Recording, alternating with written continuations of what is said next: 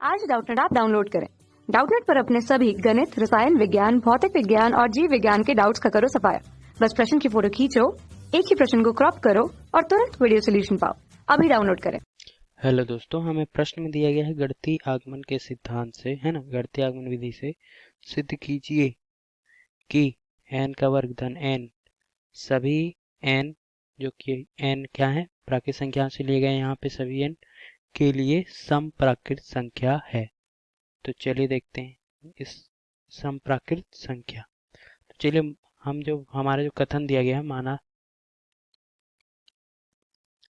कथन जो है हमारा Pn क्या दिया गया है कि n स्क्वायर धन n, ये क्या है, एक समप्राकृत संख्या है। समप्राकृत संख्या मतलब प्राकृत संख्या क्या होती है, सॉरी, समप्राकृत संख्या क्या होती है, ऐसी संख्या जो दो से विभाजित हो जाए और प्राकृत संख्या हो। तो दो से विभाजित हो जाए तो मैं इसको इस प्रकार लिख सकता हूँ, 2m लिख सकता हूँ, ठीक है, 2m लिख सकता हूँ इसे। तो ये एक सम संख्या का उदाहरण है, ठीक है, जहाँ पे m हमारा प्राकृत संख्या से लिया गया है।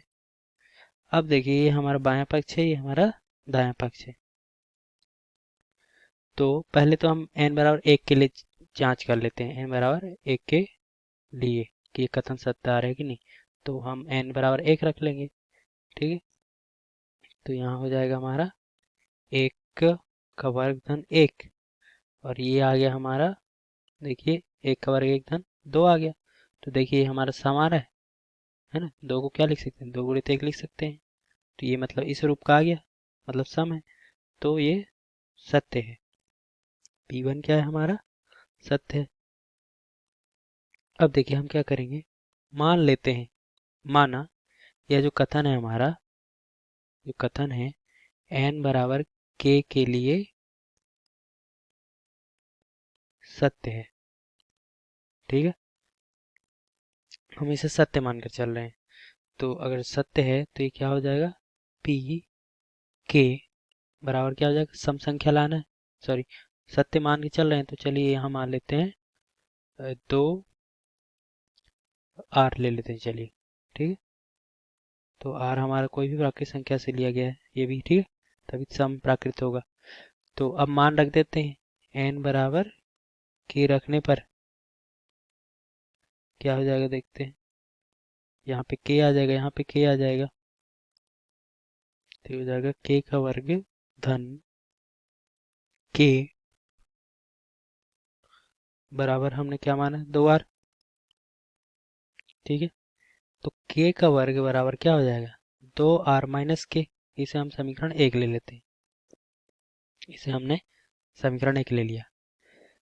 अब देखिए, ये तो हमने मान लिया कि n बराबर k के लिए सत्य है, ठीक है।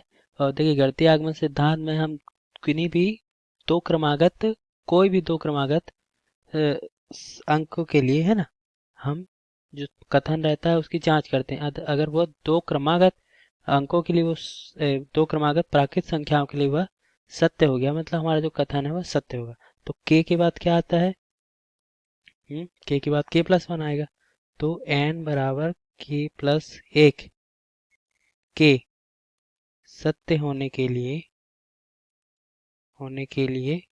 क्या हो जाएगा, देखिए जहाँ पे हमने k लिया है वहाँ आप क्या लेंगे, k+1। तो यहाँ क्या लगेंगे, यहाँ k+1 हो जाएगा, यहाँ k+1 हो जाएगा। तो हमारे पास आ रहा है k+1 का वर्ग धन k+1, ठीक है। देखिए इसके सत्य होने के लिए हमारा जो pk+1 होगा, है ना, ये हमारा pk+1 ही है।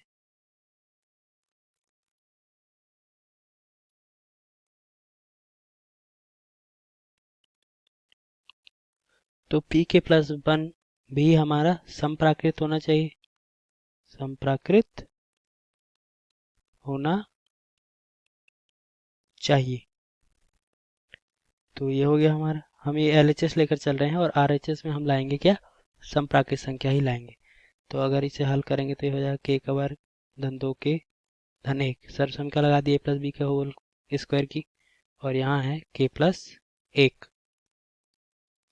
तो यहाँ पे देखिए क्या हो गया, k का वर्ग और 2k और 1k को जोड़ने से 3k, और 1 और 1 2 हो गया।